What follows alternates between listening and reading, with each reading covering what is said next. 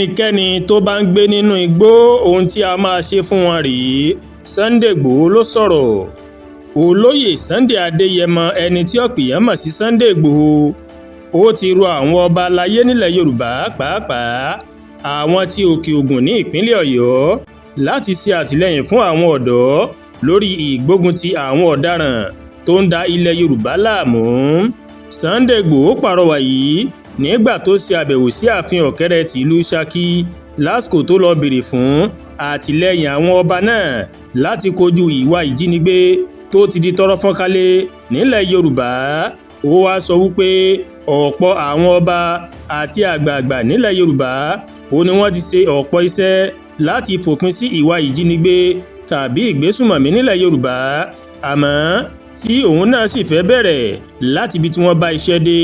Ó lóun ti bẹ̀rẹ̀ iṣẹ́ láti rí dájú pé gbogbo àwọn igbó tó yí ilẹ̀ Yorùbá ká ìní kò ní sí àwọn ọ̀daràn níbẹ̀ mọ́, tóun sì nílò àtìlẹ́yìn gbogbo àwọn tó bá yẹ láti kẹsẹ̀ járí. Sunday Igboho wá tẹ̀síwájú pé nínú igbó wa a kò fẹ́ ọ̀daràn kankan níbẹ̀ mọ́, a ò nílò wọn mọ́.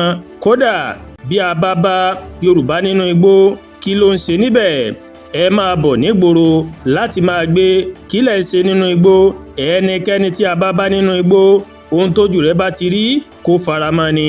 Ìgbòho sì rántí pé nígbà tí àwọn ọ̀daràn tí wọ́n ń fa wàhálà ní Ìbàràpá tí àwọn sì ṣèkìlọ̀ fún wọn àmọ́ tí wọn kò gbọ́, àwọn rí dájú pé àwọn rẹ́yìn wọn níbẹ̀.